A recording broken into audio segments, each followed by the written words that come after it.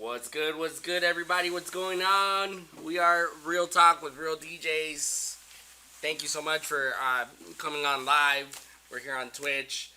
Before I introduce our guest, I do always gotta give a big shout out to our sponsors for making this a possibility, making this show happen. So I want to say thank you to Orbit Event Rentals, which is the place where we're at. This is where we're streaming. They let us have this space. Thank you so much. If you have any need for canopies, if you have any need for tables, chairs, linens, all that good stuff, any rentals, check out orbiteventrentals.com. Second, I want to say thank you to Montlake Construction, montlakeconstruction.com. If you have anything that needs a home remodel, kitchen remodel, bathroom remodel, anything to do with home renovation, please hit up montlakeconstruction.com. They are amazing at what they do, and they'll have your house looking beautiful. So, check them out. Last but not least, we want to say a big thank you to the Empress LA. That's the empressla.com. If you have any need for hair restoration, tattoo removals, fillers, skincare products, etc., check out the empressla.com. And they're actually having their grand opening this Friday. So if you want big major discounts, you gotta show up to this grand opening. That's the empressla.com.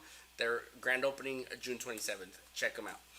Ladies and gentlemen, I gotta introduce our guest.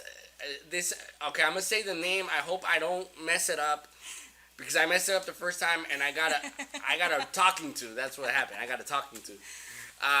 Big shout out to DJ Mystori right here, right next to me.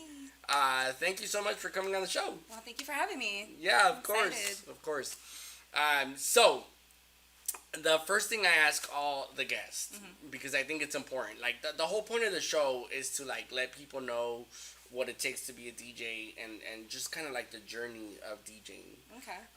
So I want to know how you came about this journey, like what brought you to this beautiful craft of DJing. So I guess I'll start at the beginning. I've always loved music. Like, I don't know who doesn't love music, right? And I've fallen in love with the festival scene, the rave scene. I started going to festivals when I was 16, 17 years old, when it was still all ages. And ever since then, I just absolutely loved it. And during COVID, when Insomniac was doing all of their live streams of the DJs, like, I started watching them, and I was just like, okay, this is really cool, like, seeing what they do. And I was like, okay, well, once we start back up, like, hopefully I can start going to shows again. So after COVID, I started going to shows again, and I was going to a lot of the shows over at the Circle, and came across Wasted, and absolutely love them. Super happy that I met the fam, and that's basically what brought me there. Is they were looking for promoters. I started as a promoter, and then I started learning how to DJ, and here I am, still learning, of course. But yeah, I love it. It's a lot of time and dedication to it. As you know, I have kids, so trying to balance everything and do everything. This is my me time, so self-care is important, guys. This is my self-care. But yeah, that's the gist of it. There's a passion behind this. There is. There's something that you're so passionate about doing this that you're 100% right.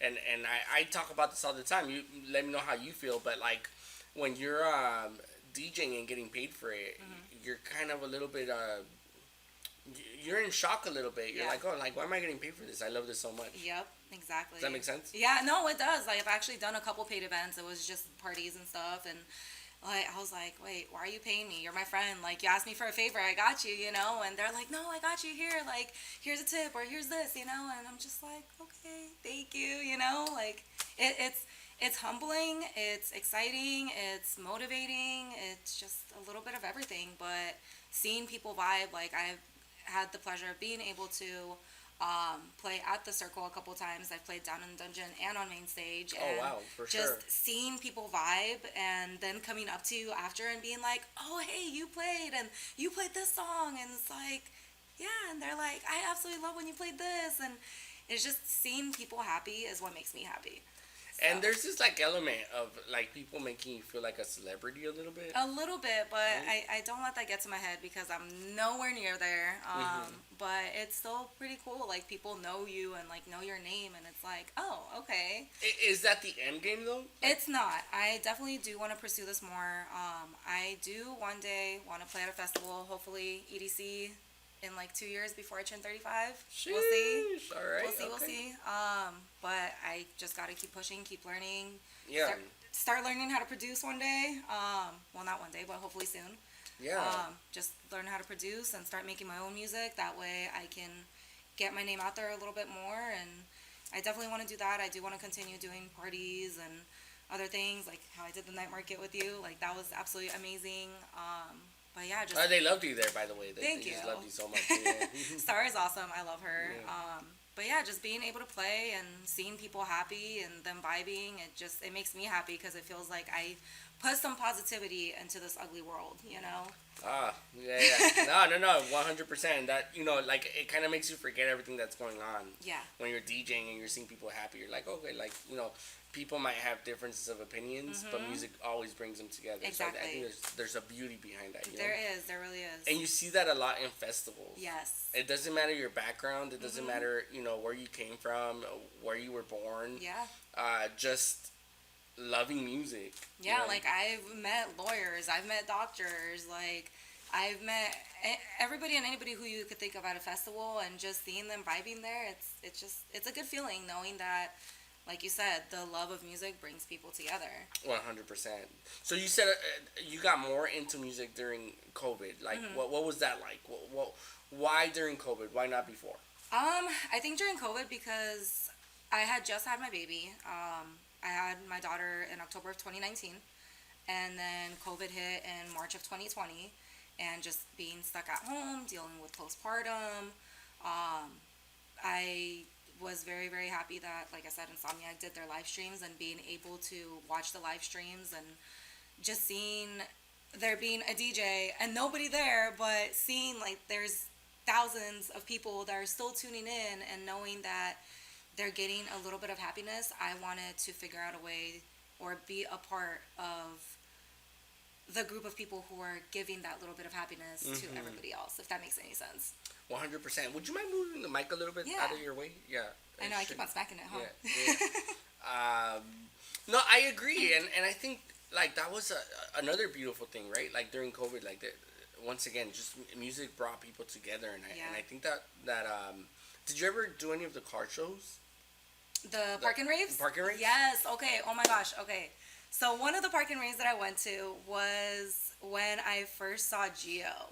Oh, for sure. Yeah. So that was one of the first ones, and just seeing how he's progressed, and like being able to go to shows and all of that, and I am lucky enough that I can actually call him a friend now. So it's like, okay, because like I see him all the time, and it's like, okay. So it's really, really cool. Like, he's actually helped me out with some of my DJ stuff. He's helped me out with music. He's helped me out, like, with trying to figure out, like, okay, how do I do this? How do I do that? Like, how do I transition from this song to this song smoothly? Like, should I beat sync? Should I not? Should I mix multiple genres? Like, can I go from hardstyle to techno? Can I go to trance? Like, can I do multiple genres? And seeing the way that he's done it, I'm like, okay. And then just getting a few little pointers, it's like, okay, it's possible. I think that's the beauty. I keep saying that word. I'm gonna be stuck on that word. The beauty. But in having good friends that are also in the industry, and I think like when you find that good group of friends, they'll really help you like move forward and go the right direction. Definitely. Because there's a lot of hate. I feel there's a lot of hate in the music industry when it comes to DJing. Yeah. But if you are lucky enough to find like a good group of friends, they'll do exactly what you just said, which they'll give you good advice. And one of the most important things that I think, as a good friend, they should tell you if you're sucking. Yeah, 100%. And right? That's why I absolutely love being a part of Wasted. But again, have kids, responsibilities, so it was just a lot to try and do at the same time. But Like, if I messed up on my sets, they told me. They straight up told me at our meetings the next day, you know? And it's like, they're like, hey, you messed up on this, you messed up on that. Like, how are you going to fix it? Yeah. You know? And it wasn't always like, okay, this is what you need to do to fix it. It was more of like, hey, what do you think you need to do to fix it? And then come back and it's like, okay, this is how you fix it, you know? Right. So it definitely is good. Like, I rather have the feedback and know that I messed up on something than think that I'm doing great and later on, like, down the line, find out, like, nobody likes you. You know? Yeah, I'd rather know from the get-go, like, if I messed up, I messed up. In my opinion, fake friends are going to tell you're good. Mm-hmm. And it's not, that's not true. Like, that sounds harsh. It's not that they're fake friends, but it's their friends that maybe don't know about DJing, right? Could be. And they're just telling you because that's just, you ask them to come watch you, Yeah. and they're just like, oh, you did great. But even, like, with my best friend, like, she would tell me, I'll be like, damn, I heard that mess up, and she was like, you know what, it's okay, you messed up, but you know how to fix it. Yeah. You know, Yeah. so I do believe that the fake friends won't tell you anything. No, fair enough. Yeah, and what I meant by those other friends, it was along the lines of they don't know DJing and they don't know the they don't know the technique, so they might just tell you, oh, you're doing great because they heard good songs. Yeah, you know that makes sense. Yeah. Yeah, but you want friends that are gonna tell you like, hey, no, like this is. In that transition, it sounded ugly, So you gotta fix like that it was too transition. slow, or it was too fast, or it was too abrupt. It didn't flow. Yeah, Yeah, and I'm definitely still working on my transitions. I know sometimes my transitions are a little harsh. I've heard like pros mess up transitions, so it's a forever thing. I think like I really have. I've heard like people at festivals mess up transitions. It's like, hey, like because when you're doing it live, there's this component of like people think you're just pushing buttons, but that I'm sorry, this you're is not the case. There's so much that goes into it. 100%. So, all right, you talked about the COVID part. Let's go way back before that. When you were little, what was your music influence? So I was actually born and raised in Russia for 7 years. Okay. So, well, not Russia, but the country right next to it, Belarus. Not a lot of people know where that's at, but for those that don't know, it is actually the country that is right in between Ukraine and Russia. So, fun times. Yeah. But I mean, at that time, like, there was nothing going on. It Yeah. was like I was born right after the Soviet Union broke apart.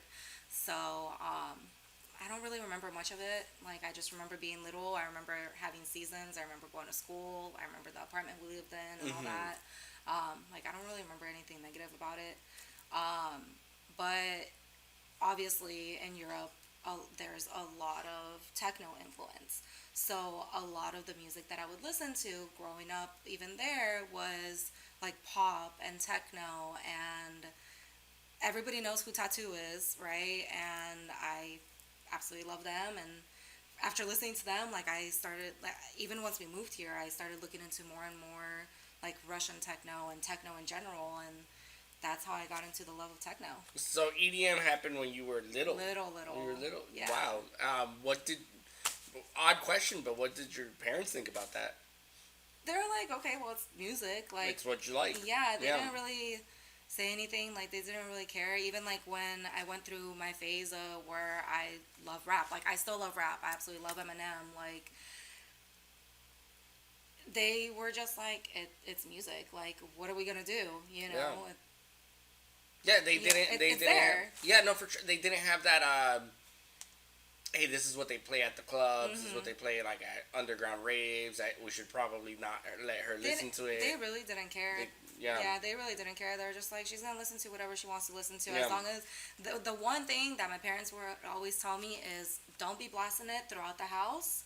Like, either have your headphones or have it at a minimal level. Because my siblings, they're 10 and 11 years younger than me. So growing up, obviously, I had to have like that mutual respect for my mom and my siblings. Like, all right, well, it's quiet time, so I'll just throw my headphones on, and just listen to what I want to listen to. If I want it blaring, I'll throw my headphones on. Yeah. So they didn't really care. And especially once we came here and I started listening to American music, obviously there's a language barrier, so they didn't understand. Yeah, they didn't understand half of what I was listening to. And by the time I got into like middle school and high school is when I discovered reggaeton.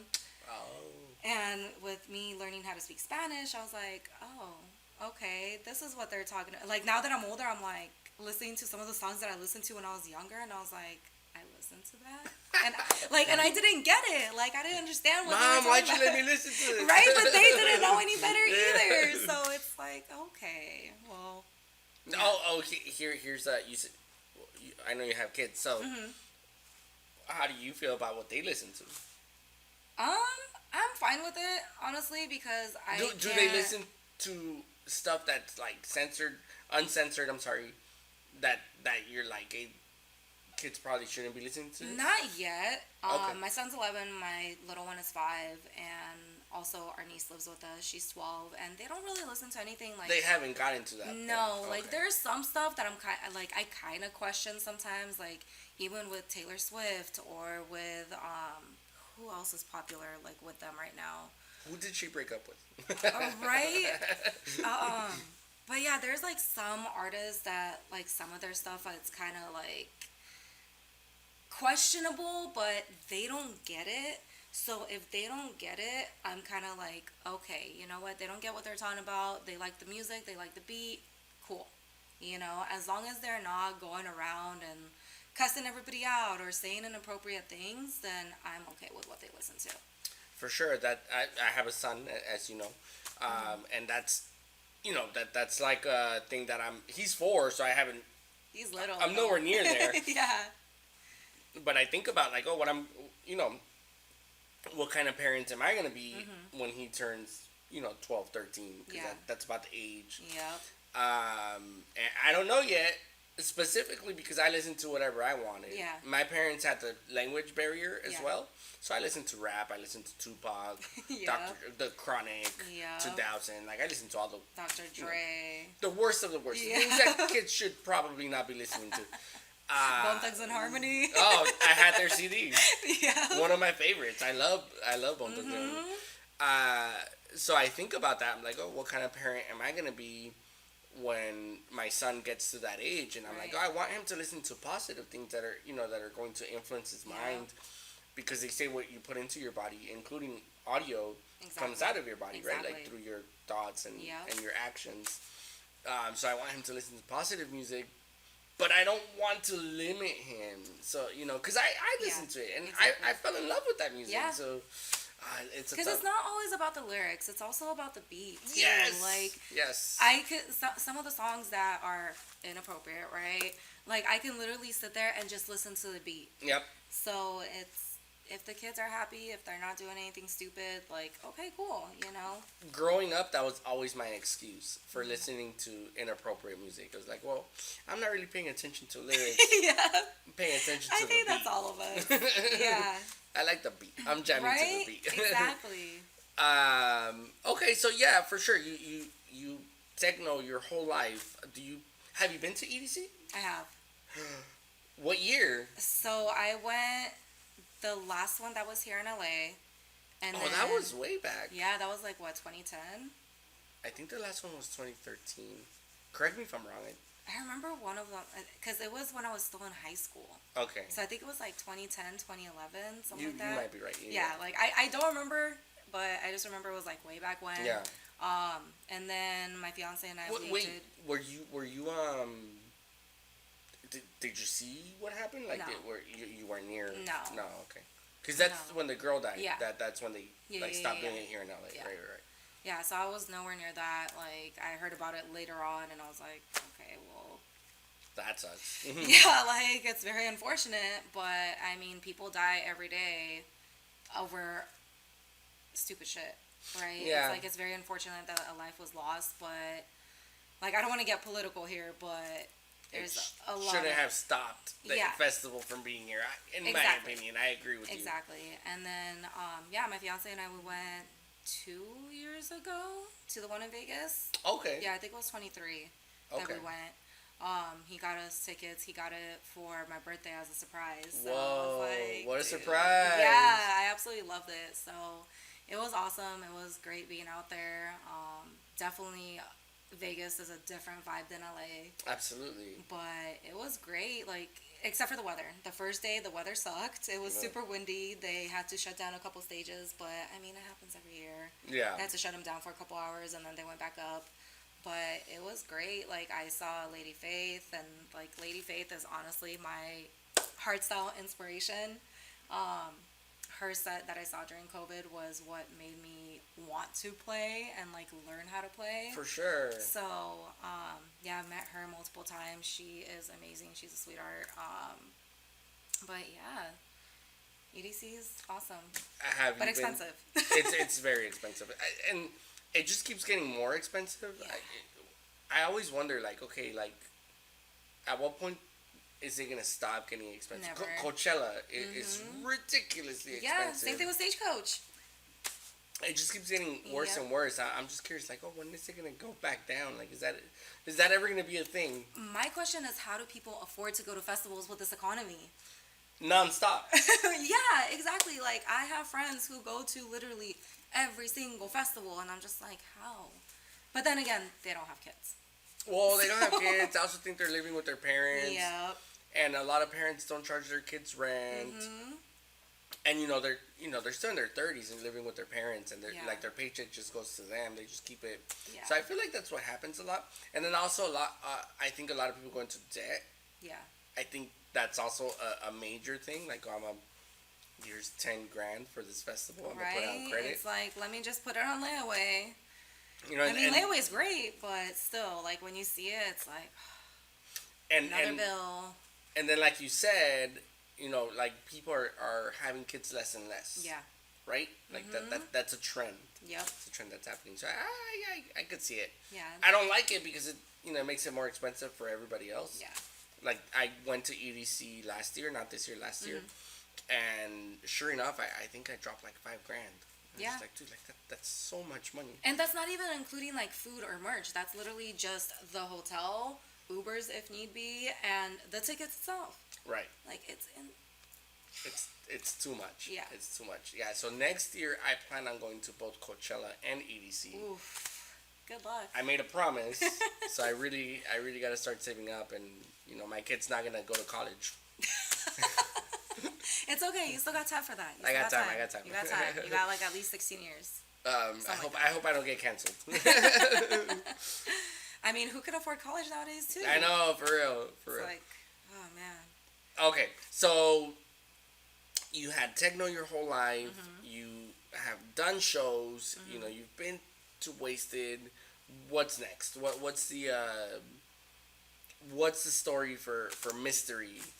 I definitely want to just continue playing, getting my name out there, learn how to produce, start making my own music, and just keep going, whether it's doing parties, private events, clubs, or even doing festivals, even side stages, or like the what is the car thing called? The sidecars? Oh, art cart. The art cart, yeah. Like, whatever it is, I just want to continue playing and continue learning and getting better, and just sharing the love of music with the like-minded people that love music. 100%. No, that's a beautiful thing. So, you said you want to learn how to produce. So, let's say, I don't know, a year down the line, right? You got the production part down. You're going to put your first song. What genre of music is that song going to be? See, that's kind of a hard one because I love techno, I love trance, I love hard techno, gabber, hardstyle. It's gonna be anything but house. Anything but house? Yes. Oh, man. It could be anything but house. I will say that. Like, I do like tech house, but when it comes to, like, just regular house, I can't. Is it too slow? Yes. The deep house, like the melody? I don't know. I like it, but I feel it's very much like elevator music. Yeah. That's like literally what it feels like. It feels like elevator music. Like, I just can't. It's just too boring for me. I need something that's uppity. Yeah. Like, even when I was a kid, like, I would always have to be doing homework and I'd have to listen to something, and I couldn't listen to anything that was slow. It had to be something more upbeat. Mm-hmm. You know, I'll just get bored and I'll want to go to sleep. Like, Yeah, no, I totally get you on that, but I will say I do appreciate it. Like it's got its own rhythm, like Yeah. and people tend to enjoy it. And if you're like on a good vibe, I feel like you get along with it. like I just like more like upbeat stuff. Like, I totally. I mean, I can vibe with Tiesto, Cascade, but that's still more like big room, right? Yeah, yeah. Like I can totally vibe with that. But like if say I'm at the beach or chilling by the pool, then okay, I can listen to house. Mm-hmm. But if I'm always up and about doing something, like I can't. But okay, so I'm gonna push you a little bit on this. Okay. Because you say anything but house. But there's gotta be something. There's gotta be something that you're like, my first track that I'm gonna produce, it's gonna be this. It would have to be a mix of the trancey vocals with hard techno. Ooh, like hardstyle? Not necessarily hardstyle, because like techno and hardstyle, they have like their beats different. Like I don't know how to explain it, but you'll hear it in my set. But like techno is just, it just feels more party to me. It feels more happy to me. Hardstyle still feels happy, but like. So hard house. Like that 90s. Yeah, there you go. Like something like that. Like DJ Irene. Yes. Okay. Yes. Okay. Yes. I like that. Oh man, if you could bring that back. Oh. Right? That'd be sweet. Yeah. Because that's literally what I grew up on, is like the 90s techno, The Tetris, the battling. Yes. Did you ever battle?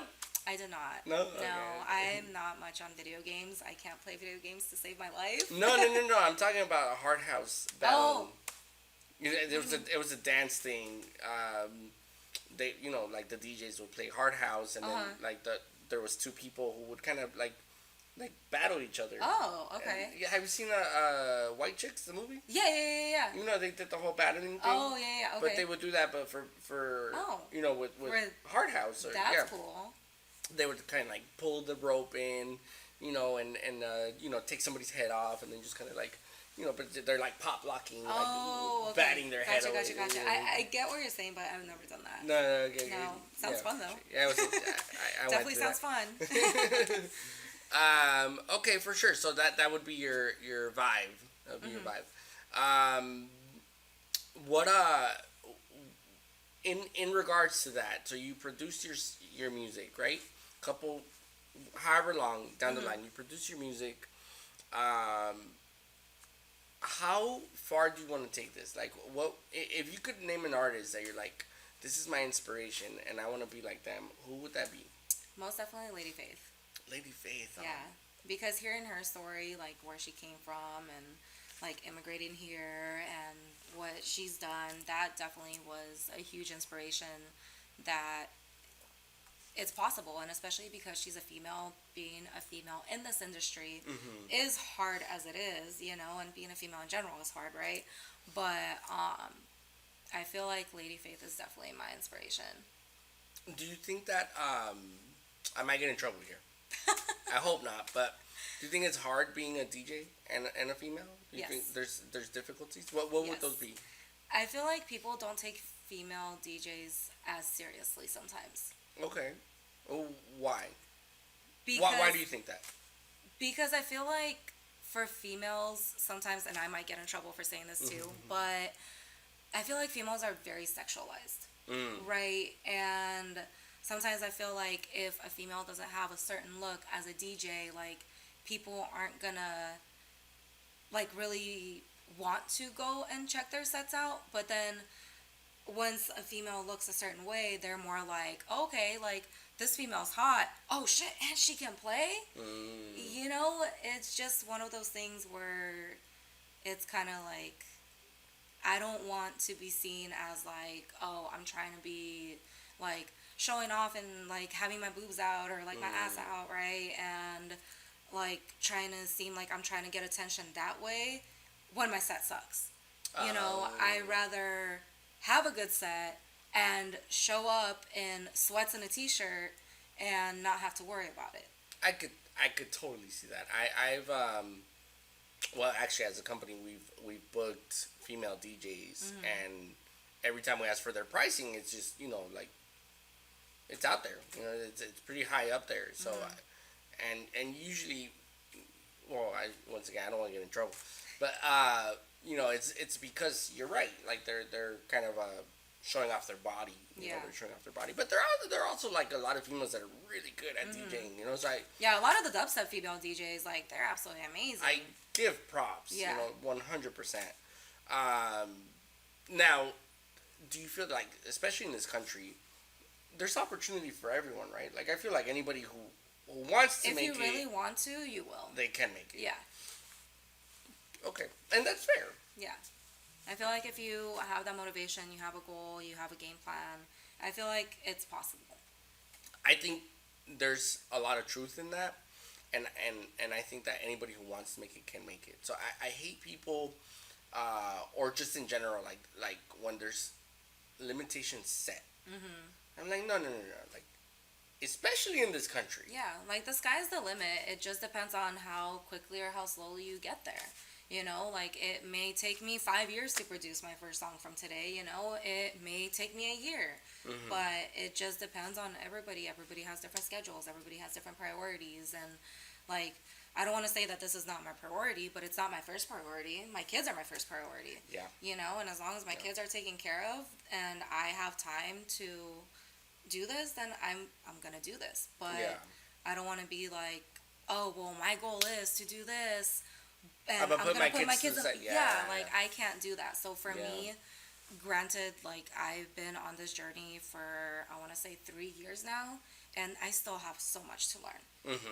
Because it's not like I can just sit down and tell my kids, like, especially right now because they're on summer break, I can't just be like, all right, you guys go, leave me alone. I got to work on this. Like, I got to make sure that they're taken care of. So by the end of the day, when everything's done, like, between their sports practices and feeding them and doing homework with them while they're still on summer break to keep their mind going, like, by the time I go to bed, it's already like midnight. Right. So it's like, sometimes it definitely is a little hard to manage everything, but I still try my best to do it. Even if it's just 30 minutes, like, I'll try and, like, put sets together, think of, like, different transitions that I can do with different sets, and just try and do at least a little bit, Absolutely. And I think that's the part, right? Like, especially when you have kids, it's like, oh, like, you got to get it in where you can. Yeah. You know what I'm saying? Like, but I also do know, and this might sound wrong, I don't know, but I do know that a lot of artists, and not just in DJing, but just artists in general, they do put their kids to the side. And they do, like, hey, like, I want to achieve this, so this is my primary goal. My kids are secondary, and I don't know if that's right or wrong. It's wrong for me. I think it depends, because if they were in that industry before they had kids, that's their mindset, right? Their mindset is, okay, well, this is what pays the bills. If I have to hire a nanny to take care of my kids, I'm gonna take care of my kids. But here's the thing, okay, so even if it was after you had kids, right? You are your kid's role model, and you want them to pursue their dreams to the fullest extent of their possibilities, right, of their reality. They're only gonna do that if they see you pursue your dreams, right? Because you're their role model. But that's why you have to manage your time. So that's and what my kids know. Like, you met my son, like, and you saw how he was like, all right, Mom, let's go, like, he was all cute about it. And for me, like, I had my kids, obviously, like, I was going to festivals before I had my kids, but then I had my kids, and then I stopped, I took a break, and then once, like, everything started normalizing again, like, that's when my fiance and I started going, and I got him into EDM, because he was always very, like, rap, hip-hop, like, hard rock and all that, and I got him into dubstep, right? But going back to what you were saying, like, the whole priority thing, it just depends on people. Like, for me, obviously my kids are my number one. Yeah. And no, for me too, and that's actually something I struggle with, right? Because it's like like, well, I want my son to be passionate about what he wants to be passionate about, so I have to show him that I'm passionate Right. about it. If I don't show him that I'm passionate about it, he's never going to do that with whatever his passion is. Yeah. But there's got to be a balance, Yep. because there's also like, well, I want to be a good dad. Yeah. And if I put all of my effort into this, he's gonna have a crappy father. He's not gonna have a good father, and I don't want that. So Right. yeah, it's hard. It's hard. It's a hard thing. You know, you're the first person I talked to about this. That's funny because, well, you have kids. Yeah. So you can relate. Exactly. And too, like, I had my kids young. I had my son literally a week before I turned 21, right? So this is my party phase. Like, Okay. I don't want to say it's really my party phase, but it's now that my kids are a little bit older, I can set more time aside for me, and especially because I'm keeping the kids busy, like, with them doing sports and other activities that they do. So it gives me some time to be like, okay, you're at football practice. All right, I'm going to work on this for a little bit. Or with my daughter, like, okay, you're at cheer practice. Perfect. Like, I have some time. Or it's like, hey, can you guys go do the dishes and give me like 10 minutes to myself? Right. So it really is a balance, and it's a choice that you make. And as parents, we definitely do have to sacrifice ourselves a little bit. But like you said, we can't sacrifice ourselves fully. Right. We have to do what we love. That way our kids grow up learning that they can do what they love too. Yeah. And take care of their responsibilities. Yeah. So. No, 100%. I totally get that. So thank you for talking about that with me. I appreciate that. Oh no, I'll talk about my kids all day. You mentioned your kid's in football. Yes, he is. How does he like it? He loves it. Yeah? He just finished playing baseball, and it was his first season playing baseball. He played soccer for like the longest, and then he just got bored with it. And then there was a time that he didn't really play anything. And then he wanted to try baseball, so we're like, all right, let's try it out, And he loved baseball, and football season started, and a few of his teammates from the baseball team are on his football team. Okay. And including his coach from baseball is one of the coaches for football. So it matches perfectly. Exactly. Yeah. So he was just like, hey, can I try it? And it was so funny because at first my fiance was like, it's flag, right? And I was like, yeah, sure, it's flag, of course, And come to find out, obviously it's tackle, and he was so against it at first. Wait, really? Like, yeah. I thought it would be the other way around. No, he was super against it at first because he was like, he's so little, and what if he gets hurt? And I was like, he can get hurt walking out the front door. Like, anything can happen. And you got to remember, he's not playing against high school kids. He's playing with kids that are his age. Mm-hmm. Granted, yes, some of them are going to be a little bit bigger, but there's also kids that are going to be smaller. And they're not going to put him in a position, they're not going to have him as a linebacker when obviously he's a better wide receiver or safety. So that's the one thing that I absolutely love about the team that he's playing for, is that all the coaches, they are very focused on conditioning the kids and making sure that they learn the proper technique before they actually like throw their gear on and start tackling other kids. They like, he loves it, he's having fun with it, we're happy with it, and it's teaching him a lot of accountability. Okay. Because with him, the practices, they're hard. They're 2 hours long. Yeah. And he comes home and he's just exhausted, but it's teaching him accountability of making sure, like, hey, make sure your uniform is washed. I'm not going to be washing your uniform for you every single day. Make sure you have your gear. Make sure you have your water ready. Make sure everything's set and ready to go, because when I tell you, hey, we're leaving. Yeah. And he's been doing better at it. Yeah. So it's making him, like, take care of his own stuff, because he knows that if he's late to practice, he's going to be doing up downs for the first 20 minutes. Yeesh. Oh, up downs. Oh, man. I remember those. He hates them. But also he does track in school too. So he's a runner. So for him, like, it's not that bad. It's not horrible, but he still is, after 2 hours, like, Yeah. he's done. By the time he comes home, he's just like shower and goes to bed. I'm like, oh, thank God. Have you played for any of the events at your kids' schools? Have you ever like DJ'd for any of them? Or? So, their fifth grade graduation, they were supposed to have a dance party, but they ended up not having a dance party because I guess last year, like, the kids weren't really dancing. But also the DJ sucked last year. Okay. Like, I wasn't a fan of him. I was literally about to just be like, dude, just, you know. So I didn't necessarily DJ with all my equipment, but during their luncheon, the kids, like, we turned on music and everything, and the kids were literally coming up to me and they're like, hey, you're Andrew's mom, right? And I was like, yeah. And they're like, you're a DJ, right? Apparently my kid talks about me and tells everybody that I'm the DJ. And I was like, yeah, like, I'm playing the music, you know? Because it's like, I don't want to tell the kids, like, oh, yeah, I'm the DJ, you know? Like, they're little 11-year-olds, you know? They're not going to get it. So I was like, yeah, I'm just playing the music right now. And they're like, oh, can you play this? So I'm literally, like, on Spotify going back and forth, like, playing the music for them. And I'm going to have to show you videos, but it was the cutest thing. Like, the kids, they were just, like, singing. And literally, they were asking for, like, Carly Rae Jepsen. Oh. Or they wanted to listen to, like, Baby Shark or Taylor Swift or Miley Cyrus. And I'm just like, okay, I got you. And the principal looked at me and she was like, I thought we weren't having a dance party.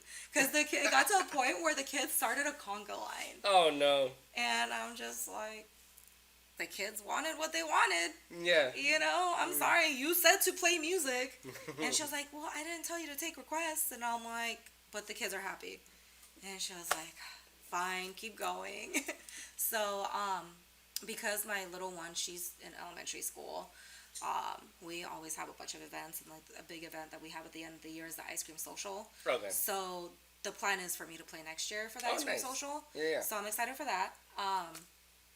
But yeah.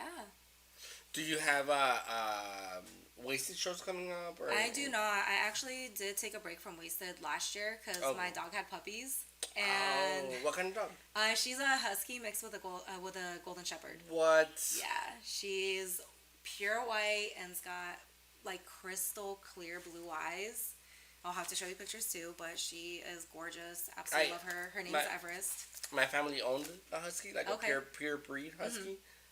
So I could just imagine that. They're freaking beautiful dogs. They are. And I don't know how this breed was because it's a mixed one, but at least the one that my family had, he passed away. But I'm sorry. Thank you. He's so energetic. Oh, yeah. Oh my goodness. Oh yeah, she's very energetic. She loves attention. She gets very, very jealous very easily because we have 5 dogs at home. Oh jeez. Yeah. So, if I'm giving attention to one of the other dogs, she will literally come up to me and be like, "Excuse me, hello, I'm right here," you know, because she's my baby. But I try and give the same amount of attention to all the dogs, even though it's hard. But yeah, no, she's amazing. Definitely very hyper, but also very, very loving. Okay, you sound like a dog person. Can I assume you're a dog person? I'm actually a dog and a cat person. Oh, okay. We have 2 cats. Oh, geez. Yeah, I've had a black cat. His name is Ace. Had him for 4 years. And my brother-in-law and I, we actually just rescued a kitten that we found in our neighborhood just roaming around, about 8 weeks. And it's like this little teeny tiny like orange and white thing. So I do love both. Like, I love animals in general. Okay. That's not all the animals we have. So we have more. Oh my god. What other animal? I'm curious. We have 2 turtles at home. Okay. And we have a snake. Oh, what kind of snake? He's just a garter snake. Okay. Yeah, he was in our yard and we were like, okay, well, let's start taking care of it, you know, because we have coyotes in our neighborhood. So we're like, all right, let's make sure he's good. We'll take care of you. Yeah. That's a lot. That's for sure. So here's my question. I've always been against the people who put like health insurance on their dogs. Why? And they don't have insurance themselves. Oh, okay. And it's like, no, you should prioritize yourself. Yeah. Before your dogs. What do you think about that? It depends because for some people, the dogs, if say it's an older person, right, and they've had their dog forever or whatnot, and that's their life, they're gonna put their all into that dog because they don't see it just as a dog. It's a part of their family. Okay. Right? It's like having a kid. And honestly, I say this all the time for people who try and get puppies or kittens. They are so much harder than kids.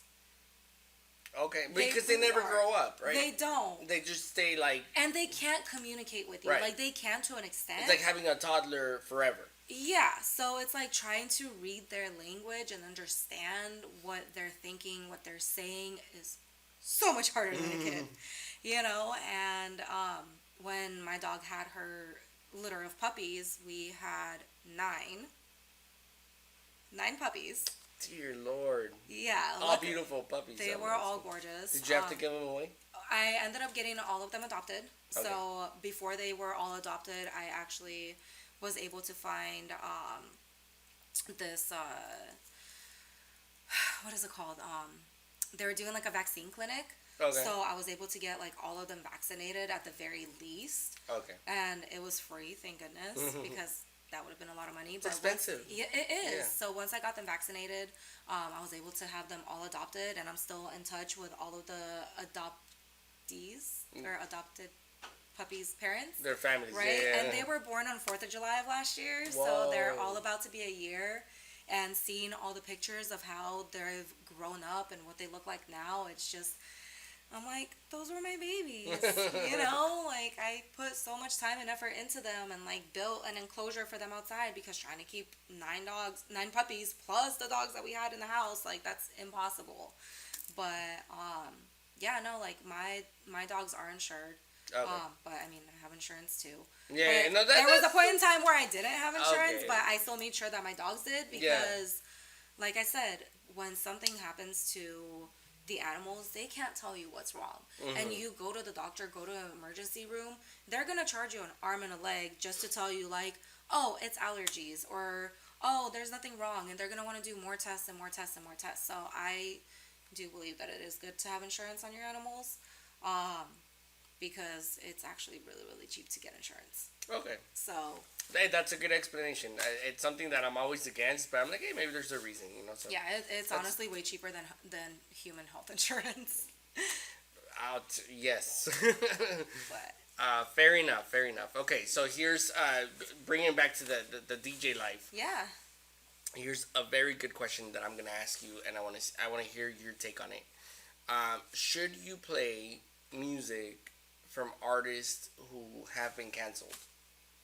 To give you an example, Puff Daddy, or P Diddy, or Diddy, whatever his name is. oh man, that's a tough question because before they got canceled, they had good music that was out there, right? And you can't deny that.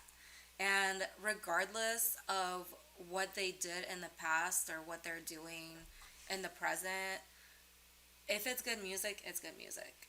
And I feel like if they got canceled, like you can hate them as a person, but why hate their music if they did something good? Because they did do something good at a point in time, right? The music brought people together for whatever reason, like whether it was breakup songs that helped people get through their breakups, or it was Why you gotta bring that up? I'm sorry. But I'm just saying, like, that's the first thing that comes to mind when you say, like, P. Diddy or, like, R. Kelly, right? A lot of the songs are, like, songs that help you get through breakups. And if it helps you with that, or, like, if it's more, I don't want to say, like, kind of motivational, I guess, but it's, like, uppity stuff where it's, like, all right, I'm going to go hit the gym, you know, and it just gets you through whatever is going. I think it's the music, and regardless of who put it out, if you like the music, you like the music. I kind of like put it together with like Shakespeare, right? Who was an amazing author. He brought us some masterpieces, and people say he was just a horrible human being. Steve Jobs brought us Apple computers, right? The iPhone, and people say he was just a horrible person. You gotta separate both. You do. You gotta separate both. Like, hey, R. Kelly, P. Diddy, their creative part, their like their art can be separated from their human 100%. who they were as human beings. Yeah, even like with artists like painters, right? Same thing. They can be the worst people out there, but if their art is good and the paintings bring happiness to people, they bring happiness to people. Like, you have to separate the two. Mm-hmm. Yeah, no, I think that's totally fair. So let me ask you another question. Are DJs, and we touched on this a little bit earlier, um, do you feel DJs just push buttons, or No. is there art behind DJing? There is 100% an art. There's a process. And the best way that I can explain the process is like cooking. Like, I know, I know everybody's seen those memes, like, let them cook, right, when they're on the decks. But literally, it's like cooking. You have to have a process. You have to have the ingredients, you have to have the recipe, and you have to have the instructions on how to do it. And if you don't, like, it's so much harder to try and figure it all out. Because you can have, like, say you want to make a salad, right, but you don't know what to put in there, and then you just throw a bunch of ingredients. Either A, it can be great, or B, it can be horrible. You know, so it's definitely not just pushing buttons. Excuse me. It's definitely not just pushing buttons. Like, I like that analogy because even in cooking, you know, you could season something, and you don't have to follow the recipe. right. And sometimes when people follow the recipe, it doesn't even taste good. Yeah. Because they followed the recipe, and it just, you gotta have your own flavor. You gotta have your own like little, you know. Pizzazz. Yeah. That's a good way to put it. That's a good way to Right. put it. So I agree with that 100%. You're right. And the reason I ask that question a lot is because the way I feel about DJing is you're playing other people's music, right? So how are you being creative with other people's music? Because they already created it. They already did their part, right? They put the instruments together. They put the vocals together. They did all that part. You're just coming in, taking that music and mixing it with other music. Right. How is that artistic? Because of the fact that you're mixing it with other music, like, for instance, any artist can come in and play their set, but when us as DJs who play other people's music, we're putting multiple other people's music together and blending it to where people will be like, oh, whoa, you put this song and then you played this song after, and oh my gosh, that was great, you know? Or vice versa, like, why did you put this song and this song together, you know? So it definitely is an art of just blending and trying to figure it out. And beat juggling and you know, mixing. Oh my God, it's not beat juggling. It's vocal juggling. That's not. Vocal juggling is hard. Like, I still struggle with it. Right, but there's just so much creativity that can go behind. You know, behind having this is an instrument. Yeah. This is an instrument. You know, for people who don't believe it is, they just don't know. I remember one time a cousin of mine was like, "Oh, you're just pressing buttons." I was like, "Oh, well, go ahead and try it." Right? Go ahead. And It's like, go ahead and try and press the buttons at the same time as you're trying to figure out, like, where you're going to transition from song A to song B, and then what you're going to do next. Like, it's literally a lot of multitasking. Yeah. You know, so. Absolutely, 100%. And you have to be having fun at the same time and not just be like, oh my gosh, you know, like, what am I doing? And, like, sometimes I feel like I get so into it where I'm so focused where people are like, why you look so mad? I'm like, I'm just focused, I swear. You also, just like, you know, they tell dancers, like, hey, you always gotta have a smile. Yep. DJs need that too, you know, and people forget that, you know, Yeah. like, and you're right, you get so focused that you kind of like get so serious in your face. Yeah, like, you have to interact with the crowd and like, you have to read the crowd and see, like, if they're vibing with it or not. Looking at people, like, all that good stuff. Yeah, absolutely.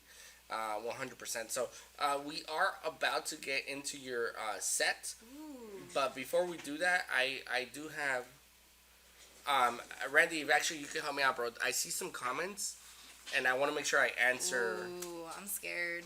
I want to make sure I answer what people are saying.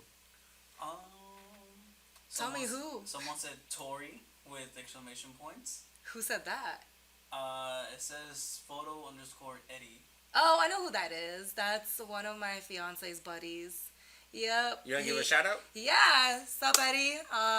Can't wait to see you at the wedding. Your wedding invite is going to be coming in soon. Don't worry. Thank you again for doing our engagement photos. Yeah. Always love seeing you guys. Someone said that's my sis. That's either my cousin or my sister. Irene? Yeah, that's my cousin. Okay. Hi, love you. Hope your tooth feels better. She said, I love you. She said, by the way, she also directed part of her time giving back to the community. I do. So my cousin actually runs a nonprofit. Well, she manages nonprofit. It's actually down the street from here. It's called Care for the Children. So I am going to give a huge shout out to Care for the Children for everything that they do. For anybody that is on here or is going to watch this later, we do run a food bank every single Friday from 11 a.m. until 2 p.m. It is open to everybody. If anybody needs to come in, get a box of food, everybody's welcome. It's called Care for the Children. It's in Santa Fe Springs. You can Google it. You'll find the address. But yeah, huge shout out to them for everything that they do, helping the community. And I absolutely love being able to be a part of it and help volunteer my time over there on Fridays. She also said she will sleep with music. LOL. She what? She put she would sleep with music. Oh yeah. So my cousin, like when we were little, because my cousin moved here from Russia before I did. Okay. And I remember one time, like, I could not fall asleep to save my life. And she hid in the bathroom for 3 hours until I fell asleep. Oh, jeez. At least. And then I just remember, like, she literally would hide in the bathroom until I would fall asleep. But once we moved here, like, I literally would have to fall asleep with music. Oh, that's super cool. Totally true. Totally true. Awesome. And then just to finish it out, she put, love you, sis. Aw, love you too. Thank you for tuning in. Yeah, big shout out to everybody tuning in. Thank you for showing up for the podcast. And before we get into that mix, we're gonna go ahead and thank our sponsors one more time. Yes. It's okay with you? Yeah, of course. Go ahead. So big shout out once again to Orbit Event Rentals. Thank you so much for allowing us to be here in this space. If you need rentals, whether it be canopies, tables, chairs, linens. They rent refrigerators. That's cool. Yeah, that's right. Industrial refrigerators. If you need them for an event, okay. They got you. That's orbiteventrentals.com. Check them out. Next, we have Montlake Construction. Montlakeconstruction.com. If you need ADUs, home remodeling, kitchen remodeling, bathroom remodeling, anything to do with home renovations, please check them out, montlakeconstruction.com. They got you. The thing, excuse me. The thing I love about the owner of Montlake Construction is that he is a super perfectionist. So he makes sure that every detail is covered. So please check out montlakeconstruction.com. And last but not least, please check out the EmpressLA.com. The EmpressLA.com. They're having their grand opening this Friday. That's the 27th from 12 p.m. to 3 p.m. The EmpressLA.com. If you are looking for hair restoration, fillers, tattoo removals, anything to enhance your already beautiful beauty, they got you covered at the EmpressLA.com. Okay, Tori, thank you so much for being on the show. Thank you for having me. I really appreciate you. And if you do me a favor, let's go ahead and take us on that journey. All right, let's do it. Fun, cheers. Oh, yes. Cheers.